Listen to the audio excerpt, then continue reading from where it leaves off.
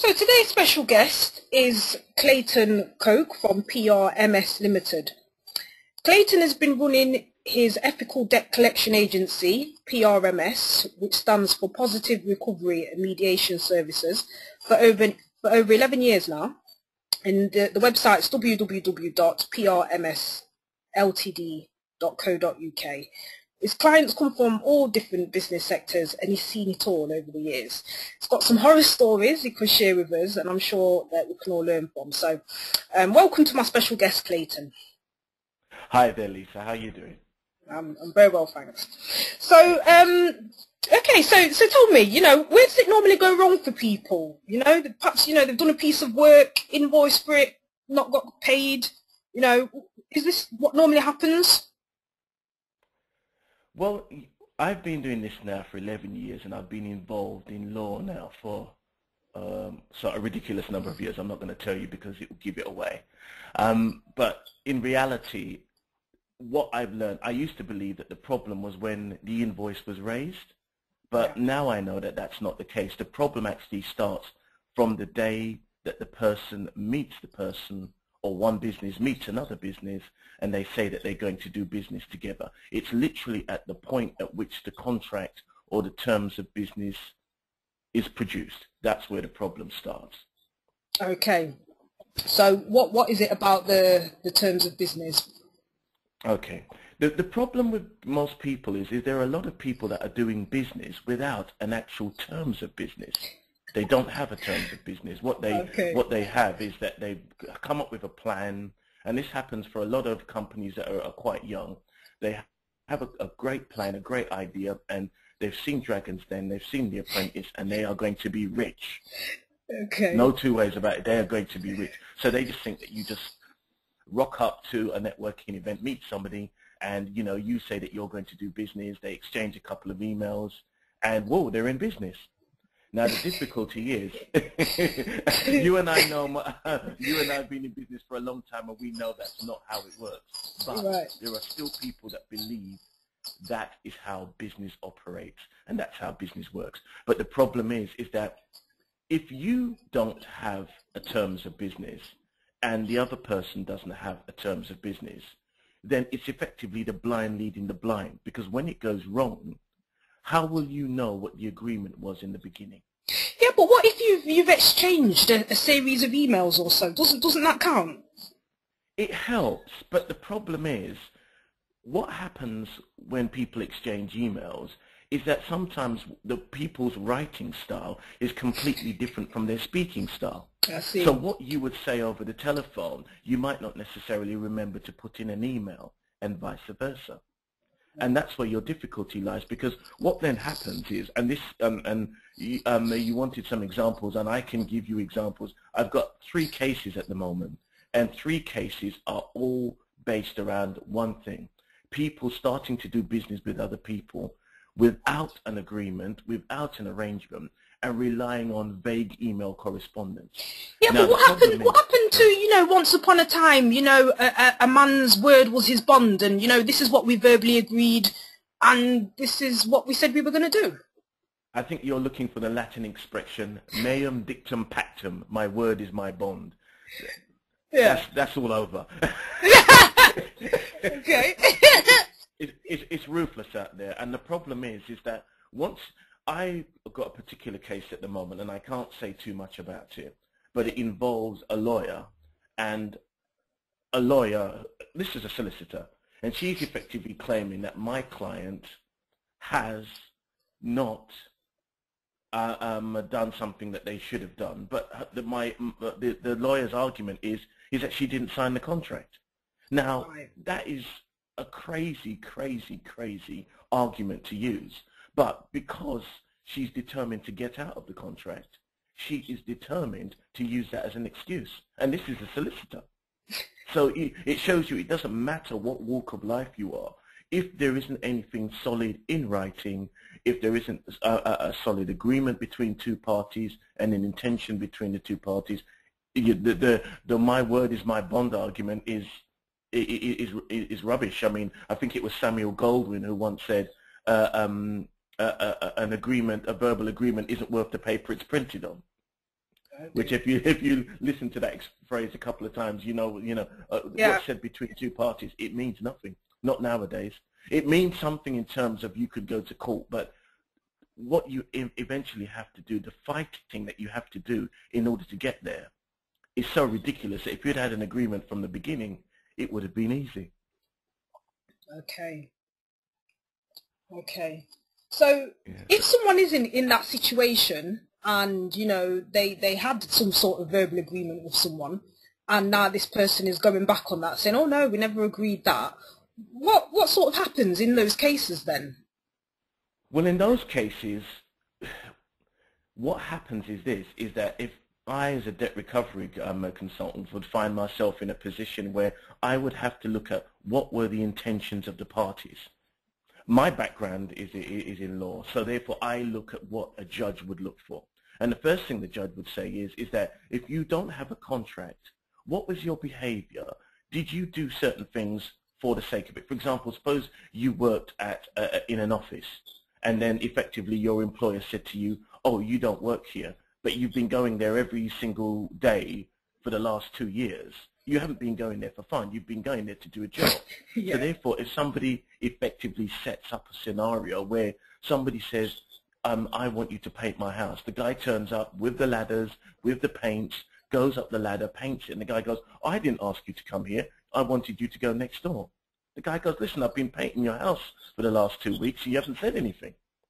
So it would give the intention that obviously that this person genuinely came to do business. And therefore the judge would then have to infer from that what exactly the intentions of the parties were. Because you just wouldn't turn up at somebody's house and start painting it for nothing. You'd be expecting to do it for some money. Absolutely, yeah. Okay. And are there, sort of some industries notorious for not paying? You mentioned that solicitor there, so... Yeah. Solicitors are coming into the top 10. I don't want to sound like I'm as if I'm doing the chart show. But solicitors, for last year, there was a high propensity of solicitors cases, because the problem with solicitors now is that the credit crunch and the recession, and maybe going into now a triple dip recession, is creating a problem for solicitors, because solicitors' whole world, for the most part, revolves around conveyancing. Right. So therefore, the fact is that if they can't get conveyancing work, conveyancing usually means that people are going to want to buy properties, that people are going to want to leave properties, that maybe new wills are going to be made. People get divorced as a result of moving house and properties, so therefore they want to buy new properties. So then people then want to make wills. So therefore there's a lot of work for solicitors when the economy is good. However, now the economy is bad, then the fact is you've seen that a lot of solicitors are having difficulties. They are struggling. Even by you would say by your own admission, you see a lot more solicitors networking now than you would have seen networking 10 years ago. Yeah, that's correct. Exactly, because they've got to go out there and get the business. So there's a high propensity of debt in terms of that. Construction, that seems to, I think that's notoriously known for bad paying and sort of skullduggery and bad behavior. Sorry, any builders or construction people, but it is what it is. Also, recruitment seems to be another situation where people find themselves in difficulties. Again, same type of thing. A lot of people now want staff, don't necessarily want to pay for staff.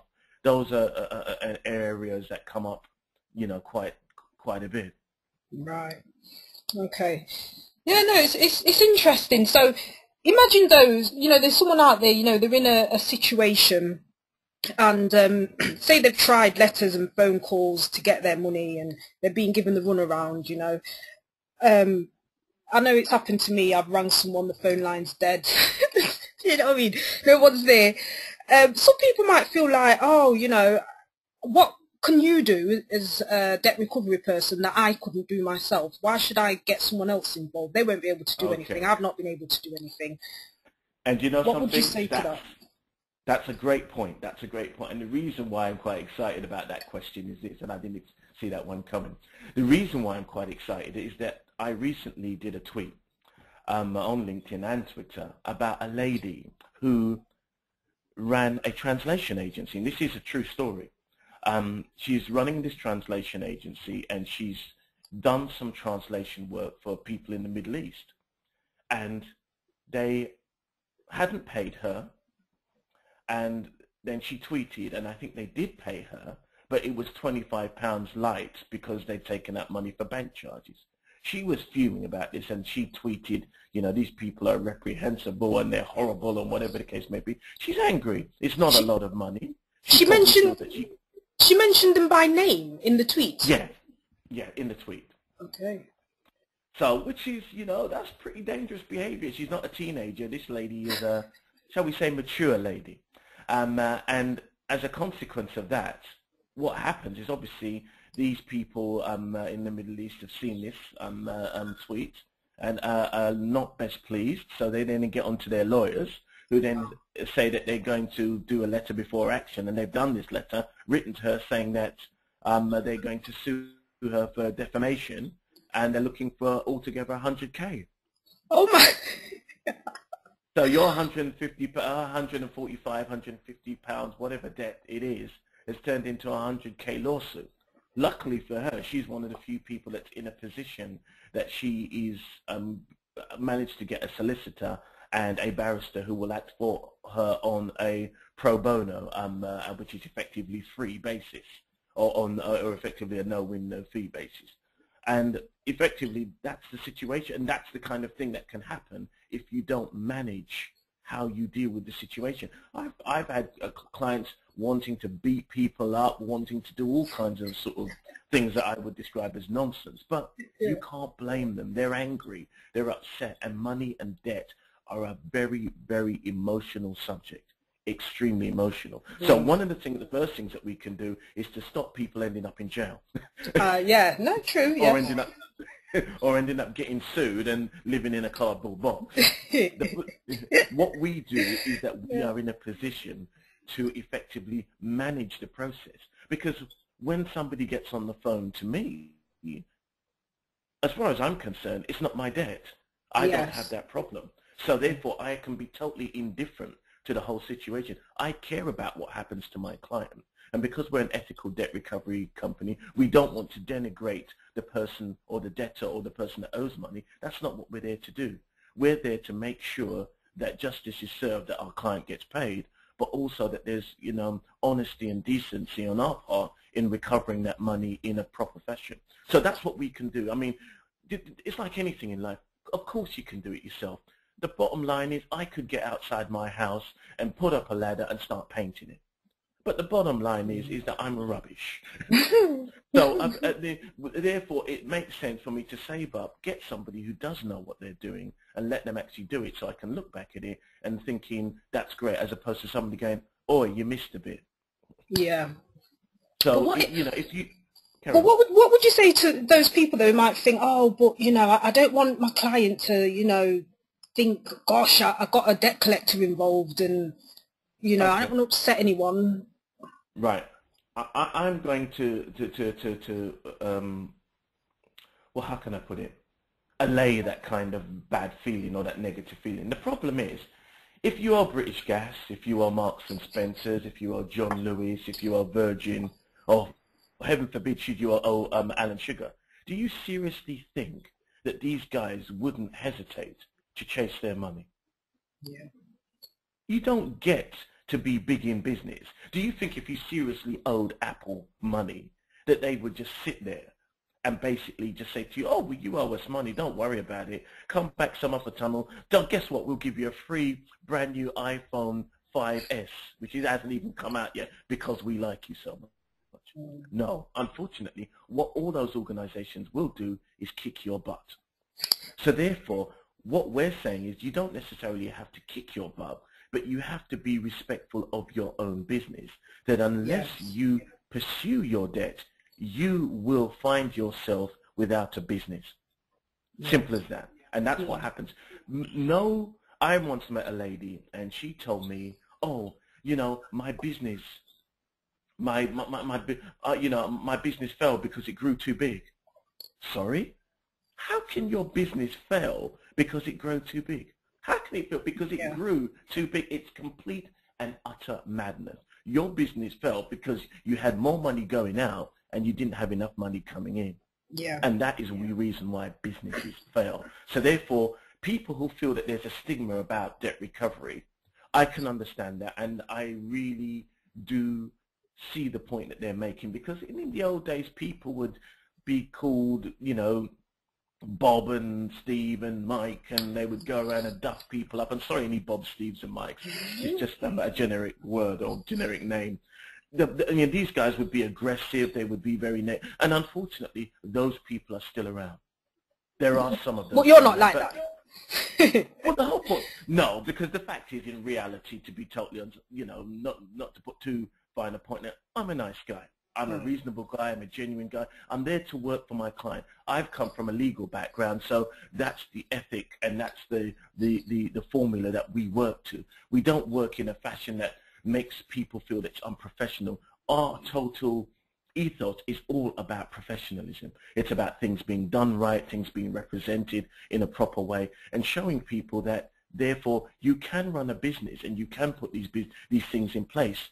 And the fact is, we have done some great work in helping people to get money that they would never have got. And the fact is, no blood has been spilled. So it's a positive thing. No, but I understand what you're saying regarding the sales turnover, particularly because you can be running your business, you know, your foot's on the pedal kind of thing, and it's all systems go, and you're selling, but it is on credit, and next thing you know, you're owed a lot of money. And I can understand how a business can fail due to being, quote unquote, too successful, but that really is a cash flow process. They haven't managed their credit control, you know, process very well. But you know, if you are in that position and you've been selling a lot and people are owing you money and things, how long has someone really got to recover that money? So, you know, at what point is it like this, you're never going to see that money again? There's no point in pursuing it, because there are people out there that have got big debt sitting on their balance sheet, and I suppose they're living in hope. A year's gone by, 2 years has gone by, and you know, they've sent out a few chasing letters, made a few phone calls, I suppose, and I suppose they're hoping it's going to come in. But you know, at what point do you either have to write it off, or you know, how long should someone wait before, you know, doing something about it, you know, contacting someone like yourself? Okay. Well, legally, and there's a statute of limitation on debts, which is 6 years. Okay. So if your debt now, what year are we in? If you're in 2013, so anything that's 2009, no, 2000 and, no, am I talking about? Oh, is that 2009? My maths is terrible. 2000 and sort of 7-ish. Yeah. Yeah. If you're in that kind of situation, effectively, and you are, and your debt's, you know, older than that, forget it. You know, you legally just can't even recover it. So just don't even think about that. So your statute, the law precludes you from because if you haven't done anything in 6 years, the law says you are a waster, and that's the end of it. So you're totally precluded from that. Now the fact is, this is real business. I am surprised, for example, that most accountants don't partner with somebody like us, because I'm sure that people come in there and saying, oh, I really think I should have made a profit, but the accountant would turn over and say, hold on, you've got all these bad debts that you haven't collected. Oh yeah, I was going to get round to that. And it'd be more proactive in that respect. But in the alternative, what seems to happen is this, is that we have a rule in PRMS that we say no way to 90 days. If after 90 days you haven't been paid, you should be looking to escalate that in terms of debt recovery. Now, that is our personal feeling about it, but the reality is something different. A couple of months ago, we got in contact with Greenwich University, and their MBA students were doing a study of various business practices, and we volunteered to assist them in terms of debt recovery and debt collection. And these students hadn't had any contact with debt collection or debt recovery at all, especially in the business sense. And they were quite daunted at the prospect, but when they did actually start doing the work, some of the findings they came back with were incredibly scary, very, very scary. And one of the findings was that people and businesses would wait a minimum of 4 to 6 months before considering instructing a debt recovery person. Mm. So And I'd imagine the longer you wait, the less chance you have of collecting it, I suppose, in a way. Without a doubt, but that's not the worst part of the survey. The thing that knocked me out and literally knocked me flat and made me think maybe it's just time for me to do something dramatic to show people that that this thing is absolutely crazy, is that if somebody knew the debtor, the other person that owed them money, they would wait up until a year before asking for their money. Wow. That, to me, is incredibly scary. The fact that you would wait a year before saying, do you know something, you owe me this money, we need to resolve this. So if you are a person, I've known people who have been serial debtors, and what they've done is they've opened up various accounts with various businesses, not paid. These people haven't chased them, shut the business down, and gone away with all their stuff. Yeah, yeah. And that's so easily done nowadays, so easily done. So to me, as far as I'm concerned, if a person hasn't paid you in 90 days, there are problems. Yeah. There are problems. And the fact is, if they're not paying you, that means they're not paying somebody else. That also probably means they're not paying HMRC. Yeah. So, therefore, as a consequence of that, you need to be in a position, if you are a business, every 90 days, you need to be looking at your situation. The fact is, every time you look at your VAT situation, if you're a VAT payer, you should then be saying, hold on, how many other people owe me money so I can actually help pay this VAT bill? Yeah, yeah. But, you know, a year is a long time, but maybe, I suppose, if they know the person, they might think, oh, you know, they'll come good in the end. Yeah, but, okay, I always think that debt recovery and business relationships are like personal relationships. Now, I have some friends who shall remain nameless, who've had relationships with men who have been completely dodgy. And they've said to you, you're a man, what do you think of this guy? And I said, I think he's a complete and utter waster. You're wasting your time. But they've carried on the relationship, and then they ring you up every so often and say, look what he's done. He's really terrible. I hate him, blah, blah, blah. And I said, I did actually mention that he was a bit of a waster. Yeah, I know you did, but, you know. And that's what happens in terms of these situations where people, once you get into a scenario where you know that something needs to happen and somebody is avoiding the discussion, if somebody avoids the discussion in relation to payment, then you know that you can find yourself in a position where you will have difficulties in relation to that going forward. So you have to be brave and say, I know that we're having this difficulty, but we need to really sit down and discuss exactly where this is going. And the problem is, in terms of business, if somebody can't give you a payment plan, or if somebody is avoiding you, the phone cuts off, no answer to your emails, they're telling you something. It's like, you know, you are basically trying to take somebody out for a date, and every time you call them, they tell you that they're washing their hair. You know, and you know they wear a wig. You know, it's wrong. It doesn't make any sense. It's just complete madness.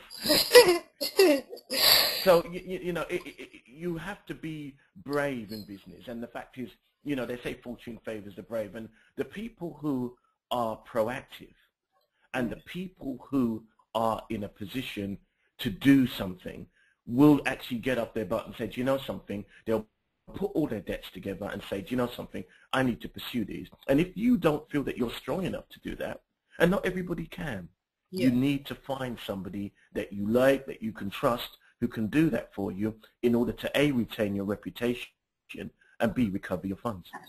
Yeah. Okay.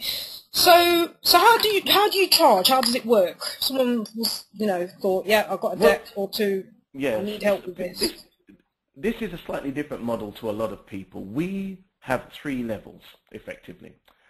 And effectively, soon there will be 4 levels, and I'll explain that. The first level is that most people come to us and we would write a letter before action on their behalf, which is effectively the letter a solicitor would write.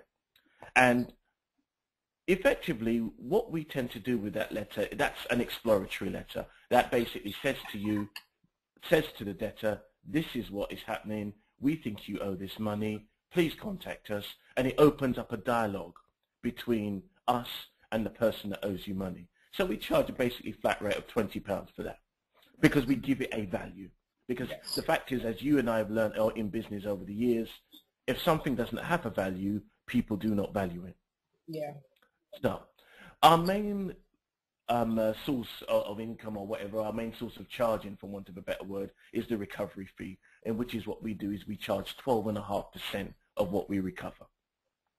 So whatever the debt, excuse me, and whatever the size, we would charge 12.5%, and it's a flat fee across the range. It's not that high, but it's not that low. So it's in the middle somewhere, and I think that's where we've positioned ourselves as a business. Now, we also do legal work, and which is something that not a lot of people know. And we do the court drafting of summonses and or court claim forms. We enforce judgments. We instruct the sheriff. We do bankruptcy proceedings, whatever it is, and that is another set of charges that we do for, which is based on a legal framework. So people can go to our website and see that if that's something that they're interested in. But most people only usually get as far as the first two stages, which is the letter before action and the 12.5% recovery fee. But what we've noticed is that a lot of businesses now want an ongoing relationship. They want to be able to pick up the phone and speak to you and basically know that you are on a retainer.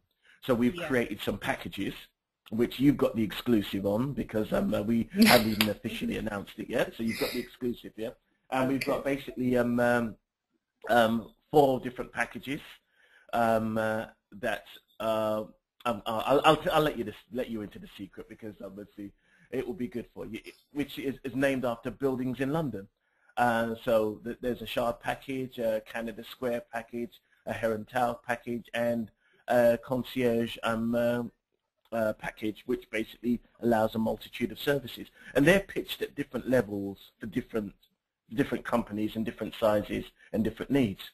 So the Canada Square is in the middle, the Heron Tower, and then the Shard is at the top, and that's the biggest package, which includes credit control, debt recovery, and cash flow management consultancy. So it covers all the bases of whatever size your business is. We can cover it and cater for your needs. Okay. What is there a minimum amount if someone has a debt? We would say £250 is a minimum. Okay. Yeah. What's the smallest debt you've ever collected? Oh dear. I think it was lower than £250, and it was when we first started. Oh dear. This is going back a long time, but it's actually one of my favourite cases. It was a lady. She was a cleaner, and I don't know what she's doing now, because that file's been archived since. But she was a cleaner, and she used to clean a lady's house who lived in Blackheath in southeast London. And she contacted me and said, this lady won't pay me. Can you help? So I thought, okay. And I think what attracted me to the case wasn't a lot of money, because it was less. It must have been less than £250.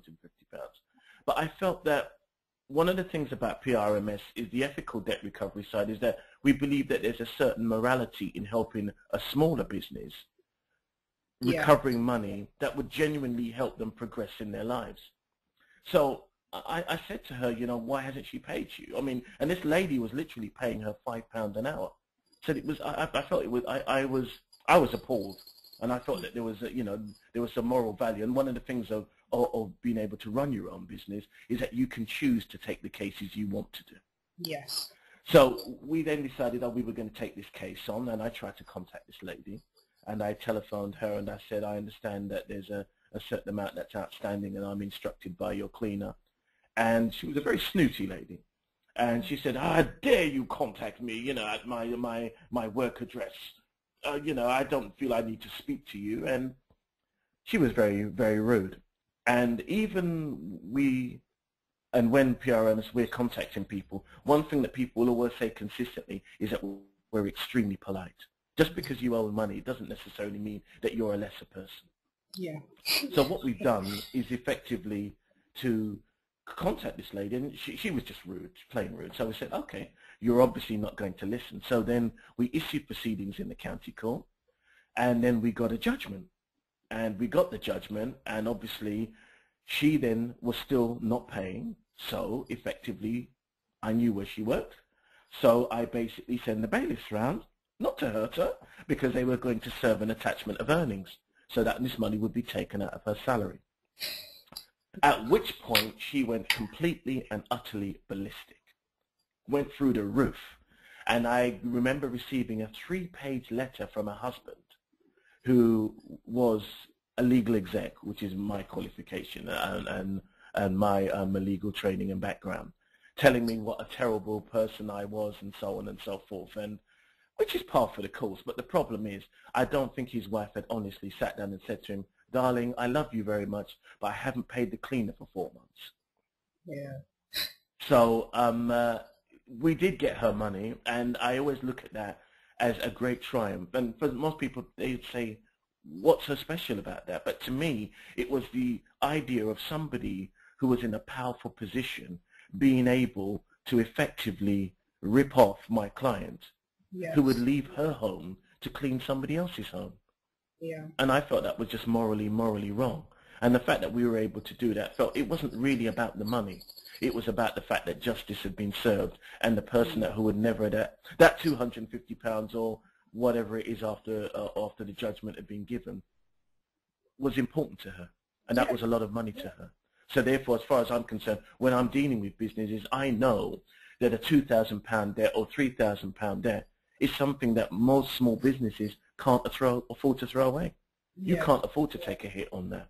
So therefore, you need somebody in your corner who is pragmatic enough to say when to walk away, but is forceful enough to know when to progress and push things forward. Okay, sounds good.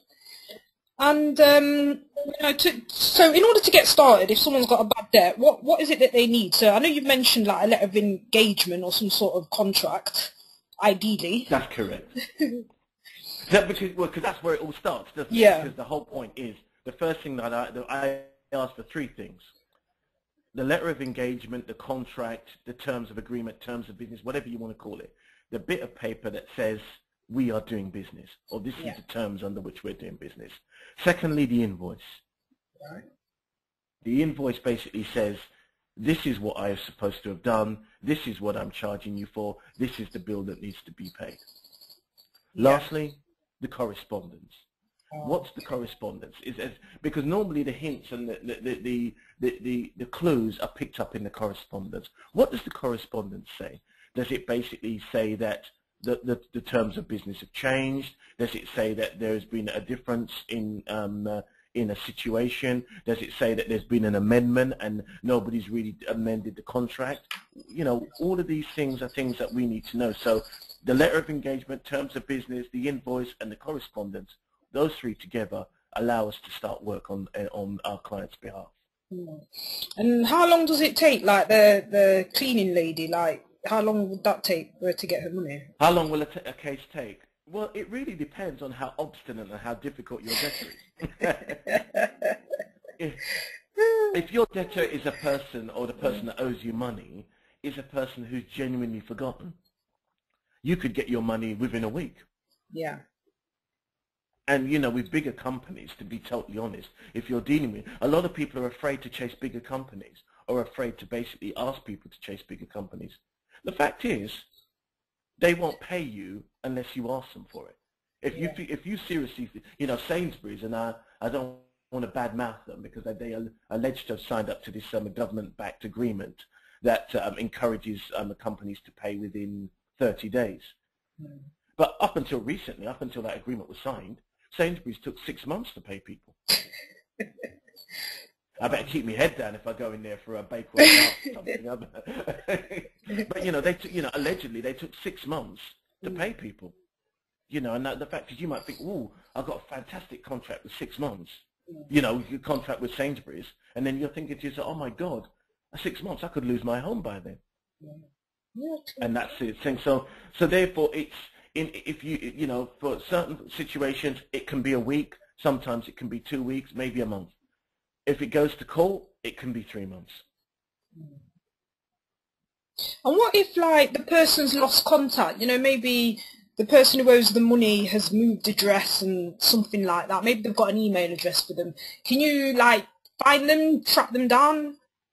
Yes, well, that's part of the service that we do. It doesn't happen very often that Okay. people completely disappear. Not all the time. Most people, you know roughly where to find them. Because of you've got LinkedIn, Twitter, Facebook, the world is a much smaller place. There are very few places that you can literally hide.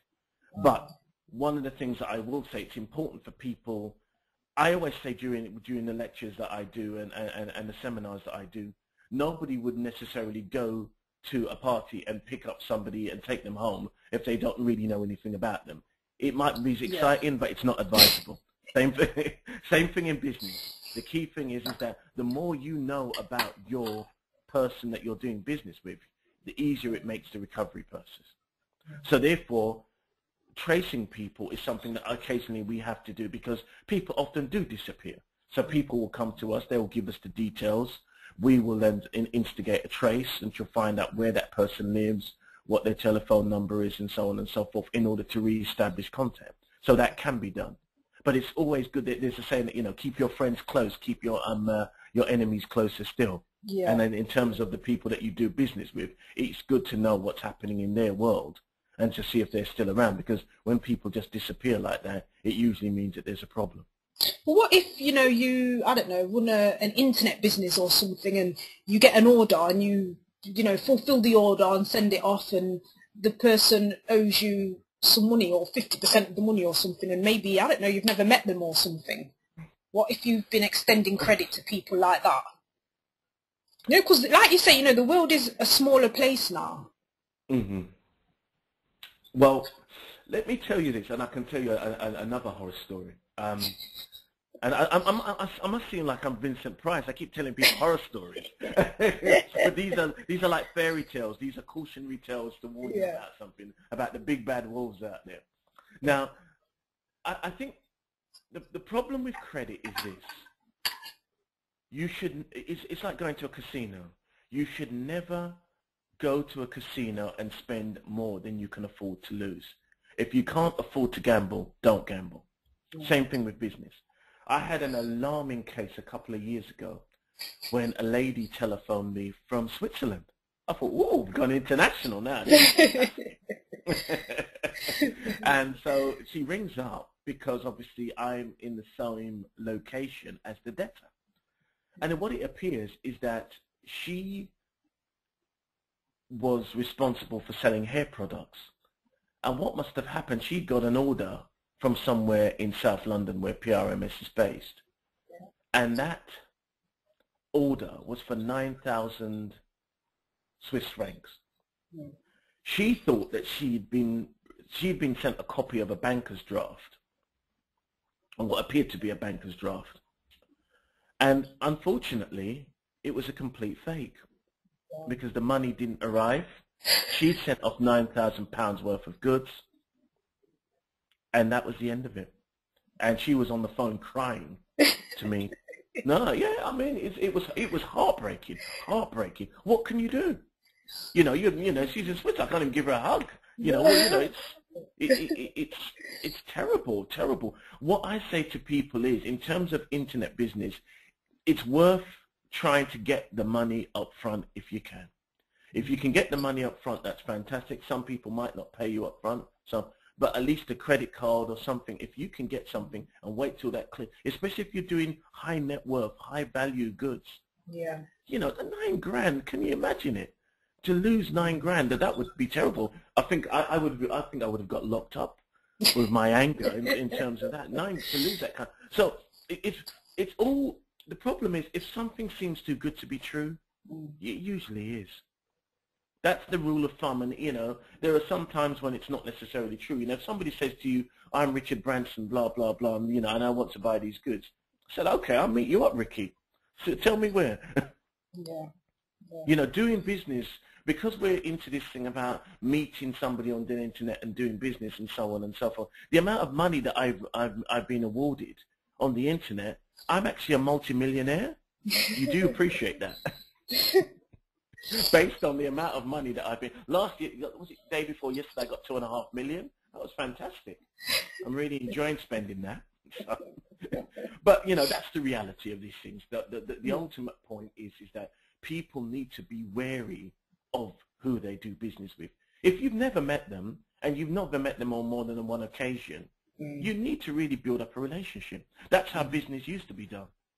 Okay. You know, everybody knew everybody because the world was, was a small place, and you went to your local chamber of commerce, and the butcher, the baker, the candlestick maker, everybody knew each other. And the same principle now applies. So what I'm saying is, if you're going to extend credit, do not extend more than you can afford to lose. If you can only afford to lose £1,000, give £1,000 credit. If you can only afford to lose £500, 500, whatever it is, and don't be embarrassed when you say, you know, even if, to me, I always work on the rule of halves. Most people are prepared to lose half their money. But it's when you lose everything, that's when the upset comes in. Oh dear. Okay, and what kind of success rate do you have? So, Well, you know, in every 10 cases or so, do you get them? Yeah, 8 out of 10 actually. Okay. Which is surprisingly enough, yeah, 8 out of 10. But I think one of the things is that the people that come to us for the most part are businesses who've got their act together for the most part. Okay. You know, I've got some good clients. I've got some amazing clients who give you so much information. It's fantastic. And that's the importance of record keeping, because the better the quality of the information, the better the quality of the recovery. Okay. So that comes back to that original point of saying, how much do you know about this person? If somebody said, well, I think he got an office there, and, you know, when you find out it's a serviced office, and, you know, the phone's not ringing, nobody's answering, it's a complete waste. You know, I think too many people are in too much of a rush to do business for the sake of doing business. So therefore, it's more important to find yourself in a position where you've got good records, you've got good record keeping, you've got good documentation. So therefore, when the situation arises, you're ready to push ahead. Okay. Okay, and what about the two who get away? How do they do it? The two who get away. It depends, because sometimes a client doesn't want to pursue somebody. Oh. I might be going, yeah, let's go for it, let's at least get a judgment. And the reason why I always say to my clients, get a judgment, is because just because somebody's out of pocket today, it doesn't necessarily mean that they're going to be out of pocket tomorrow. And if that bare business and their situation turns around, you want to at least see the opportunity of being able to get your money. But a lot of people don't see the bigger picture, so they think, well, you know, fair enough, you know, I'm not going to pursue that, I'm not going to get that judgment. But the thing is, at some point, that person will want to expand their business, and if they do, and you've got that judgment, at least that you can then be in a position that that's your safety net. So what do you mean by getting a judgment? What does that mean? Well, getting a judgment means, for example, if somebody comes to us, they say, Joe Bloggs owes me £2,000. And Joe Bloggs owes them £2,000, and that's true. We then go to court, we apply to the court. Let's just say that they don't contest that because they know that they do owe £2,000, but they just don't fancy paying it. We then get what's called a county court judgment, and that county court judgment is the thing that basically all credit reference agencies look at. So when Joe Bloggs then goes to buy a mobile phone, he's there looking at the iPhone 5S with tablet to match, and he's there feeling cool.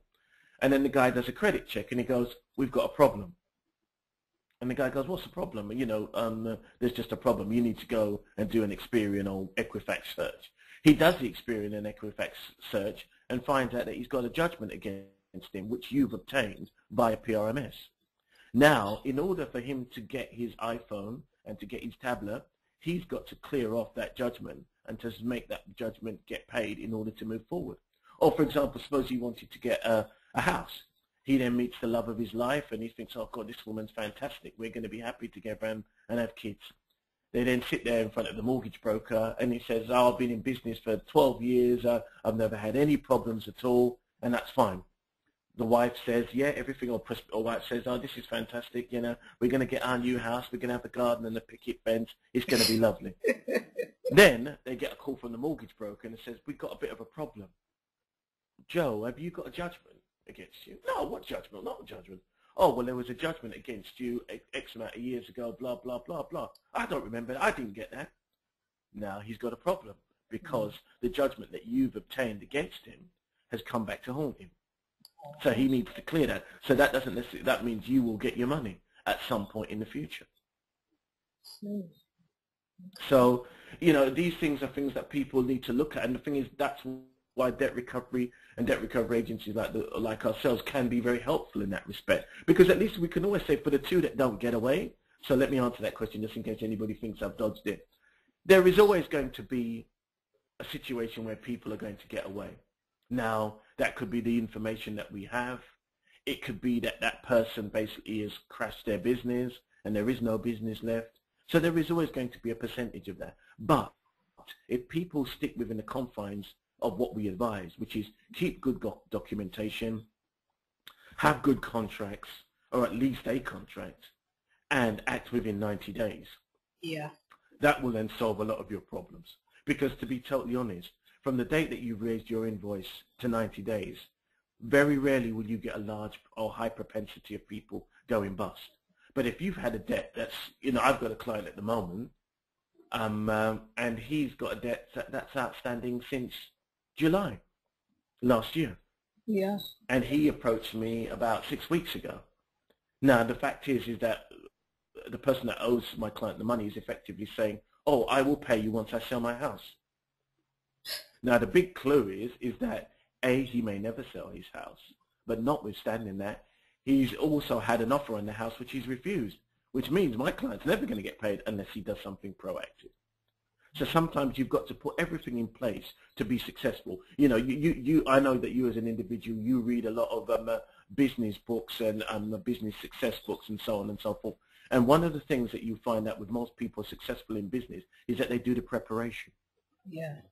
If you're going to be successful in debt recovery, it's like building, you know, making a victoria sponge. If your first layer of your cake is all eggy and whatever the case may be, it's not going to be good enough to put cream and jam and put the other layer of the sponge on. It's not going to work. Yeah.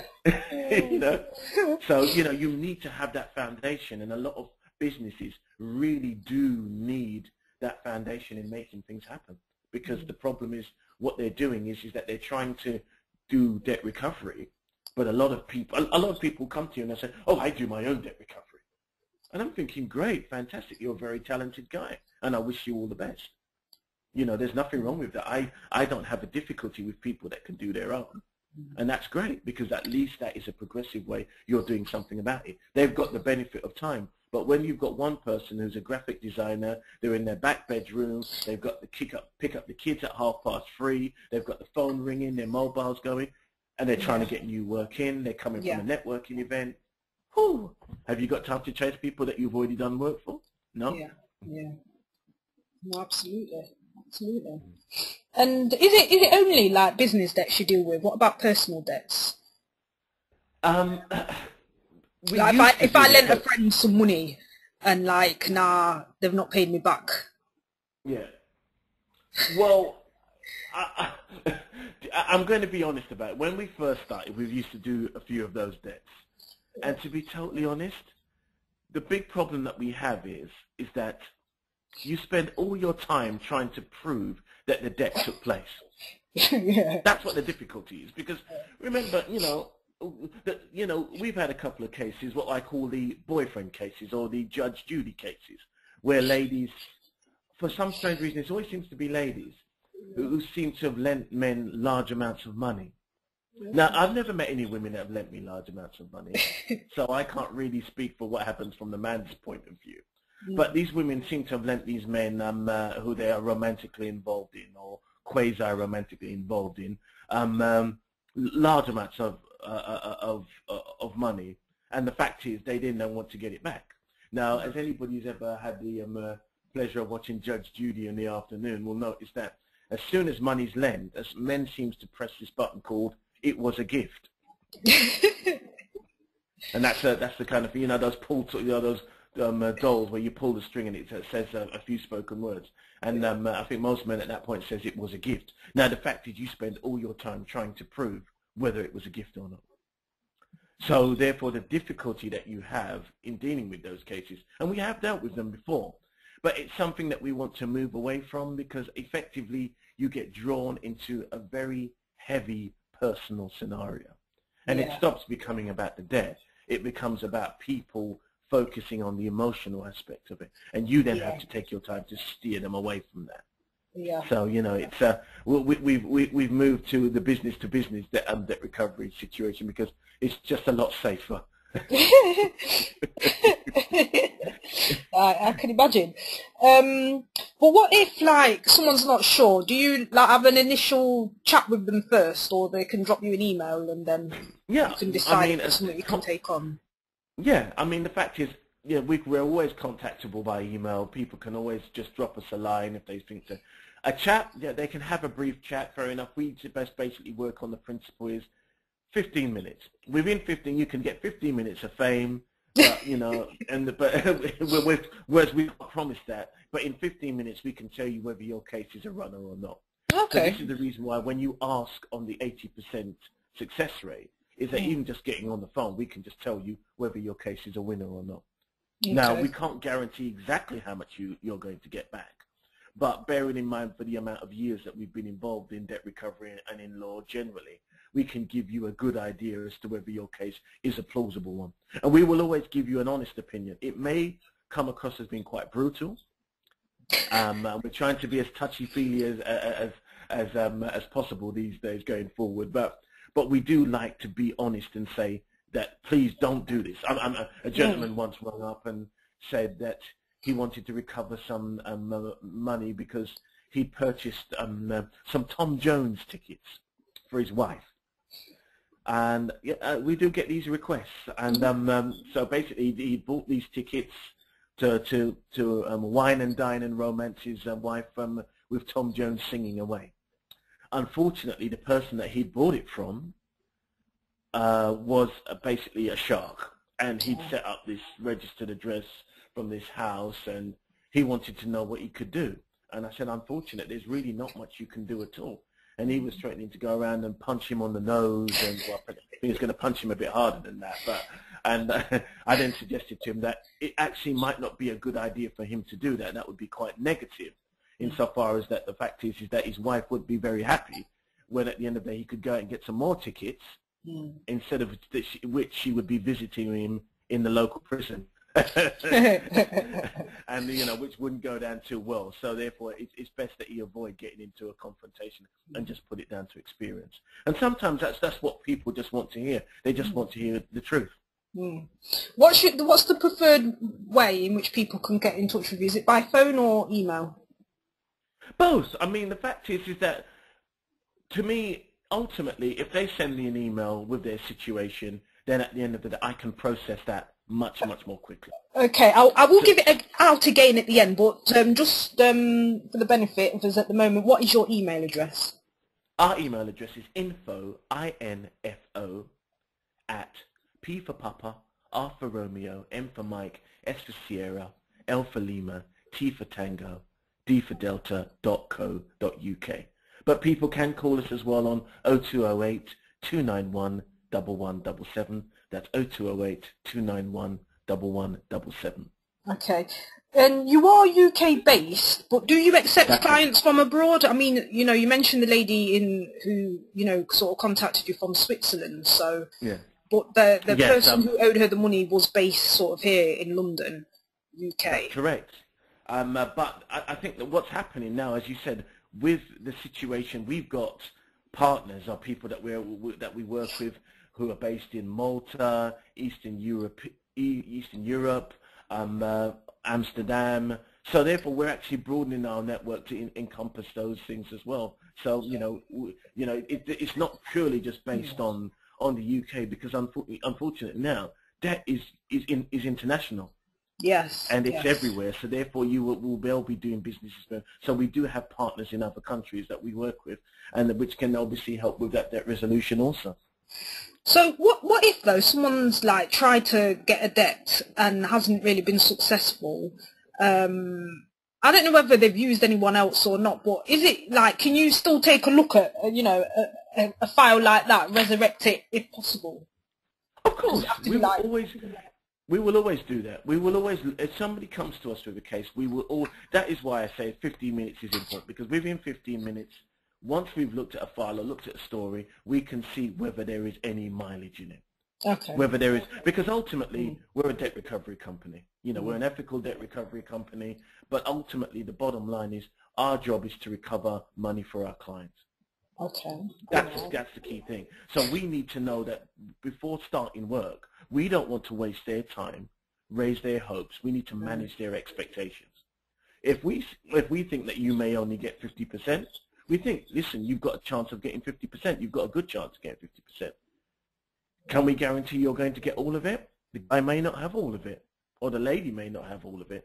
So at the end of the day, we work on the principle. If these people are stinking rich and they've got money left, right, and center, there is probably a good chance that you're going to get your money. If that person is living in a cardboard box, your chances are reduced. You know, it's about the reality of it all. But, you know, look, it's interesting that you say that. You know, with all this credit crunch thing and everything, you know, are bad debts on the rise? And is the reason why some people aren't getting paid because literally they haven't got the money to pay? Or is it, you know, a matter of, although yes, there's a credit crunch, people are just dodging the money thing. They've got it really, they just don't want to pay it out. What do you think?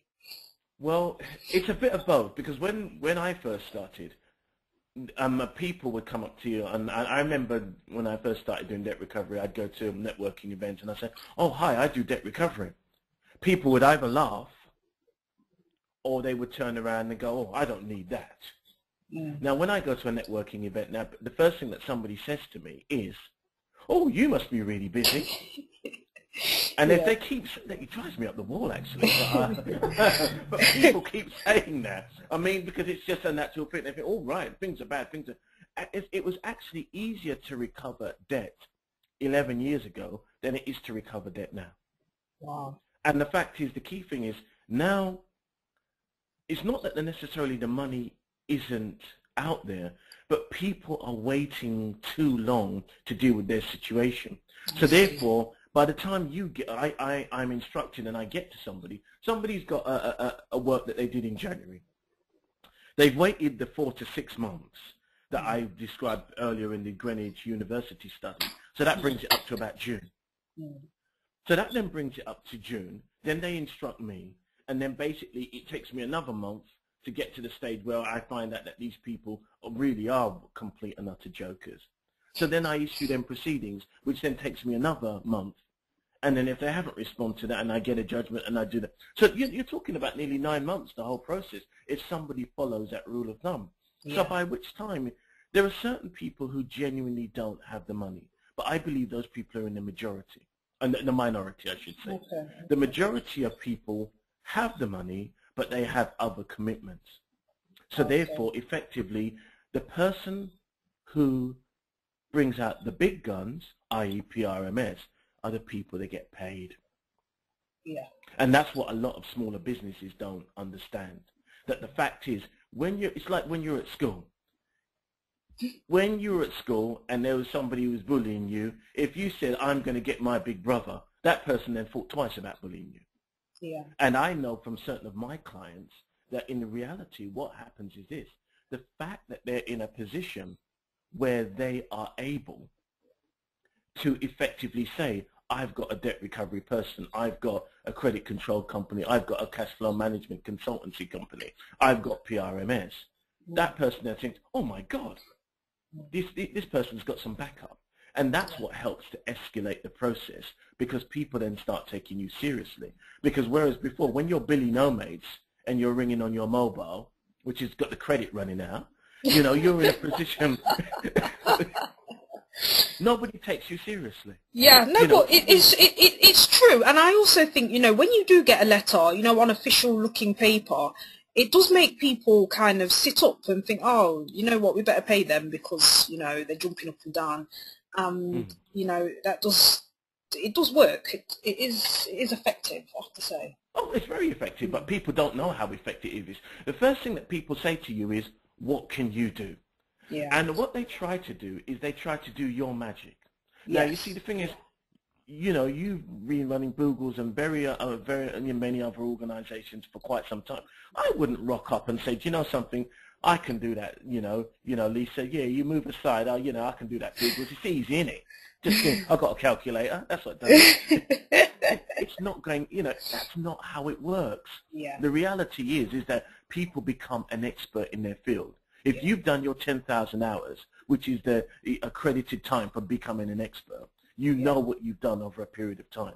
So therefore, a lot of people think, oh, debt recovery, it's easy, you just ask for the money. I wish it was. I wish it was as easy as that. Some days I think, my God, this is getting harder. Or maybe I'm getting older, who knows? But one of the two. Well, tell me, how did you get into this whole debt recovery thing? I mean, you talked about legal exec and stuff. So how did you get into it? It's quite interesting. Well, basically, many, many years ago, I started off in the legal route from the bottom. I was an outdoor clerk, which is basically a runner. You ran to the court, you ran up there, you ran back there, you delivered this, you photocopied this, whatever. You was a runner. That's what you was, and that's what I started at. And then I moved on and became a legal executive, and I worked in private practice for private firms. I worked in local authority, in councils. I worked in central government. I also worked in-house, which is for being involved in the legal department in a particular business. So I did all that. So that was the grounding of all of that. And then at one point I said, oh, do you know something? I'm fed up with this law thing. I don't really want to do it anymore. I just want to move away from it. But obviously my CV was full of law, so therefore I really couldn't get out of it. So I then basically started doing temp work, and I moved around, and I did some temping, and I turned up at this organization called BNA. And I turned up there, and they said, here's a desk, here's a phone, and here's a stack of debts. And I said, okay, fair enough. And I'd done debt recovery before on a lower level, but not as intensely as this. And I started to do it, and I started to get systems in place, and I thought, this could work. So they had £1 million worth of debt, which I then recovered. So then they said, well, there's no more work. So I said, okay. So, I skipped off into the sunset and started to work for other people doing the same type of thing. But then I realized, something? I think the turning point for me is, I won't mention the name of the firm, but I worked for a particular firm, and they had a debt that was outstanding, and this guy had been overpaid £25,000. And he went to America, and I managed to track him down, and I got the money. Whoa. And nobody offered me as much as a pint of beer. Oh, dear.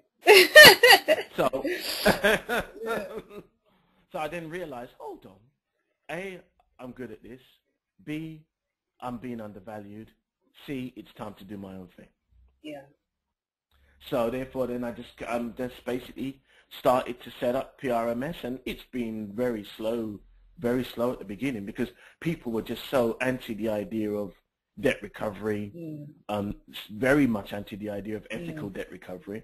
And the fact is, people just didn't feel that they needed to use you. They just thought, oh, this is easy. But as soon as 2008 hit, that's when people's attitude changed. So therefore, I suppose a lot of people asked the question that you asked previously, which was, how did you get into it? And because you don't look like a bouncer, and you don't look like you're in the police, people can't work out how do you actually get into it, because I know that I'm one of the few people in terms of debt recovery, and especially ethical debt recovery, that's out there meeting people and shaking hands and getting people to understand the process, why it's necessary, and so on and so forth.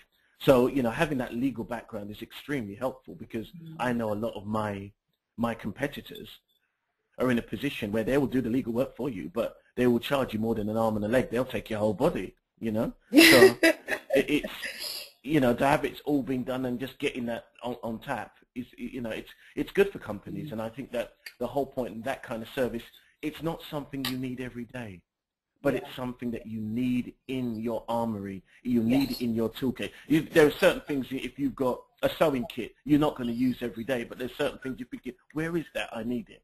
And that's where PRMS fits in. Yeah, that's very true. That's very true. Okay. Yeah, I think that's been really good. That's been really helpful. It's been really interesting. Well, I think it gives people a scope of what we do and how we do it. And effectively, what we want people to do is that if you're using debt recovery or the desire for debt recovery every single day, then you need to pack up your business because it's not working. However, before you get to that stage, if you need those processes put in place to make it work, we come along, look at your situation and make it work for you and not leave until it works for you, in order that because we'd like to see businesses grow. I like the idea that when I go to a networking event, I can be in a room and say, that person's a client, that person's a client, that person's a client, but their business is growing. And I'd imagine when you've been in a game a while, either, you know, the same names kind of like, you know, can turn up over and over again. So just because someone owes you money, it's not like necessarily just you and, you know, they've treated you badly. It could most likely be that they've treated a few other people badly, and so a name might crop up more than once, would you say? Oh, yes.